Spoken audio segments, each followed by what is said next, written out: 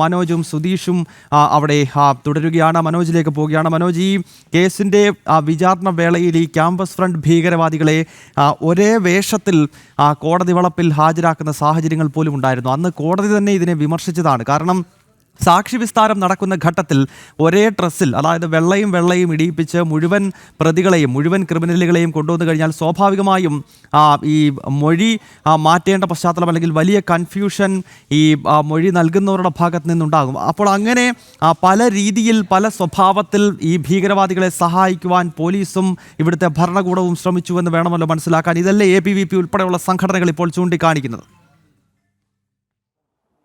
തീർച്ചയായും ആദ്യഘട്ടം മുതൽ തന്നെ കോടതിയെ ഉൾപ്പെടെ, അതായത് സാക്ഷി വിസ്താരത്തിനിടെയും തെറ്റിദ്ധരിപ്പിക്കാൻ ശ്രമിച്ചു എന്നുള്ളതാണ് നമുക്ക് അറിയാൻ സാധിച്ചത്. അതായത് ഈ ഒരേ വേഷത്തിൽ ഈ പ്രതികൾ കോടതിയിൽ ഹാജരാകുന്നു, സാക്ഷികളെ തെറ്റിദ്ധരിപ്പിക്കുന്നു, ഒരു കൺഫ്യൂഷൻ ഉണ്ടാക്കുന്നു എന്നുള്ള കാര്യമാണ്.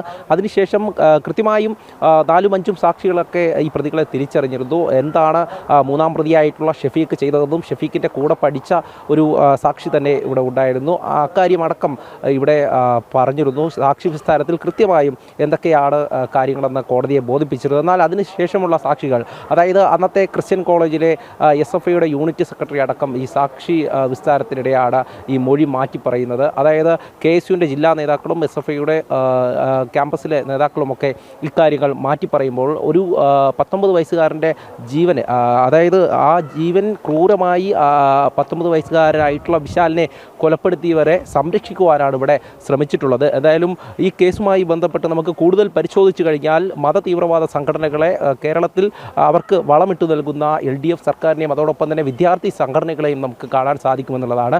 ക്യാമ്പസുകൾക്കകത്ത് ഇത്തരത്തിലുള്ള ശക്തികളെ വളരുവാൻ വേണ്ടി ഇവർ തന്നെ ഓരോ സംരക്ഷണം ഒരുക്കുന്നു എന്നുള്ളത് തന്നെയാണ്. എന്തായാലും നിലവിലെ ഒരു സാഹചര്യത്തിൽ മാവേലിക്കര ഈ അഡീഷണൽ സെഷൻസ് കോടതി ഇത്തരമൊരു വിധി പ്രസ്താവന നടത്തി. ഈ ഒരു വിധി പ്രസ്താവന സ്വാഭാവികമായും ചിന്തിക്കുന്നവർക്ക് മനസ്സിലാകും വിശാൽ എങ്ങനെയാണ് കൊല്ലപ്പെട്ടത് എന്നുള്ളത്. അതായത് 2012 നടക്കുന്ന ഈ ക്രൂര കൊലപാതകം, അതിനുശേഷം പലതരത്തിലുള്ള അട്ടിമറികൾ ഉണ്ടാകുന്നു. ഈ കേസിനെ മനഃപൂർവ്വം തന്നെ അട്ടിമറിക്കുവാനുള്ള ശ്രമങ്ങൾ ഉണ്ടാകുന്നു. ലോക്കൽ പോലീസ് അടക്കം ഇക്കാര്യങ്ങൾ പലതും മറച്ചു വെക്കുന്നു. എന്തായാലും ഇപ്പോൾ നമുക്ക് ദൃശ്യങ്ങളിൽ ഇനി കാണാൻ സാധിക്കുന്നത് കോടതിയിൽ നിന്നും ഈ പ്രതികളായിട്ടുള്ള ഈ 19 പേർ ഇപ്പോൾ പുറത്തേക്ക് ഇറങ്ങുകയാണ്. അതായത് നമുക്ക് നേരത്തെ തന്നെ വ്യക്തമാണ്, ക്യാമ്പസ് ഫ്രണ്ടിൻ്റെ പ്രവർത്തകരായിട്ടുള്ള ആളുകളാണ് ഈ കേസുമായി ബന്ധപ്പെട്ട് അറസ്റ്റിലായിരുന്നത്. ഇതിൽ 13.5 വർഷക്കാലത്തെ നിയമ പോരാട്ടമാണ്. അതിനൊടുവിലാണ് ഇത്തരത്തിലൊരു വിധി പ്രസ്താവന വരുന്നതും ഈ പ്രതികളെ വെറുതെ വിടുന്നതും. എന്തായാലും മേൽക്കോടതിയെ സമീപിച്ചുകൊണ്ട് പ്രതികൾക്ക് ശിക്ഷ വാങ്ങി നൽകുമെന്നതാണ്. എന്തായാലും അറസ്റ്റിലായിട്ടുള്ള നേരത്തെയുള്ള പ്രതികളിൽ 1-ാം പ്രതി നാസിം, ആഷിഖ്, ഷഫീഖ്, അൻസാർ ഫൈസൽ, ഷഫീഖ്, ആസിഫ് മുഹമ്മദ്, നസീം, സനൂദ് തുടങ്ങി 19 പ്രതികൾ. അതിൽ മറ്റൊരാൾ പ്രായപൂർത്തിയാവാത്തതിനാൽ ജുവനൈൽ ആക്ട് പ്രകാരമാണ് ശിക്ഷിക്കപ്പെടേണ്ടത്. എന്തായാലും ഇതുമായി ബന്ധപ്പെട്ട് ഹൈക്കോടതിയെ അടക്കം സമീപിച്ച് കൃത്യമായ കാര്യങ്ങൾ ബോധിപ്പിച്ചുകൊണ്ട് മുന്നോട്ട് പോകുമെന്നുള്ളത് തന്നെയാണ് ABVP അടക്കമുള്ള സംഘടന വ്യക്തമാക്കിയിട്ടുള്ളത്. എന്തായാലും ഇന്ന് രാവിലെ നമ്മൾ കണ്ടതാണ്, പ്രതികളെല്ലാം മാസ്ക് ധരിച്ചുകൊണ്ട് ഇവിടേക്ക് ഈ വിവിധ വാഹനത്തിലെത്തുന്നു.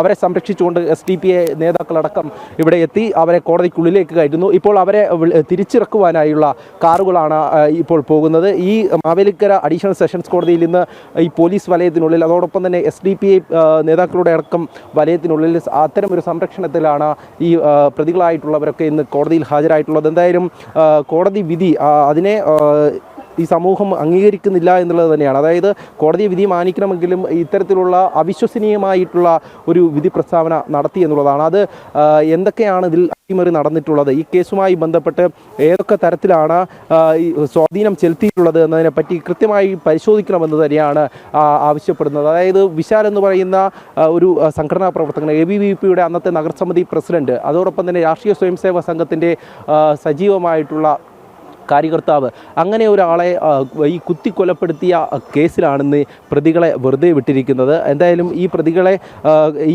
മാവേലിക്കര സെഷൻസ് കോടതി അഡീഷണൽ സെഷൻസ് കോടതി വെറുതെ വിട്ടാലും മേൽക്കോടതിയെ സമീപിച്ചുകൊണ്ട് കൃത്യമായിട്ടുള്ള ശിക്ഷ മുഴുവൻ പ്രതികൾക്കും വാങ്ങി നൽകും എന്നുള്ള കാര്യം തന്നെയാണ് ഇവിടെ നമ്മളോട് സംസാരിച്ച ഓരോരുത്തരും പറയുന്നത്. ഈ കേസുമായി ബന്ധപ്പെട്ട് ഞാൻ നേരത്തെ സൂചിപ്പിച്ചു, പലതരത്തിലുള്ള തെറ്റിദ്ധാരണകൾ പടർത്തുവാൻ വേണ്ടി ശ്രമിച്ചു എന്നുള്ളതാണ്. കോടതി മുറിക്കുള്ളിൽ പോലും നാടകീയ സംഭവങ്ങൾ അരങ്ങേറി. ആ നാടകീയ സംഭവങ്ങൾ അരങ്ങേറിയപ്പോൾ അതിനെ ഒത്ത ഒത്താശ ചെയ്യാൻ വേണ്ടി ഇവിടെയുള്ള KSU SFI നേതാക്കൾ തയ്യാറായി എന്നുള്ളതാണ്. പണം വാങ്ങിയോ അല്ലെങ്കിൽ അവർക്ക് വേണ്ട ഇംഗിതത്തിനനുസരിച്ച് ഈ നേതാക്കളൊക്കെ മൊഴി മാറ്റി നൽകി. അതായത് ഒരു ചെറുപ്പക്കാരൻ കൺമുന്നിൽ കൊല്ലപ്പെട്ടത് കണ്ടിട്ടും അതിനെയൊക്കെ മാറ്റി പറഞ്ഞു എന്നുള്ളതാണ്. എന്തായാലും ഈ ഒരു സംഭവവുമായി ബന്ധപ്പെട്ട് നമുക്ക് കൃത്യമായും മനസ്സിലാക്കാൻ സാധിക്കുന്നത് ഇതിൽ പോലീസിൻ്റെ ഭാഗത്തു നിന്നും വീഴ്ച സംഭവിച്ചിട്ടുണ്ട് എന്നുള്ളതാണ്.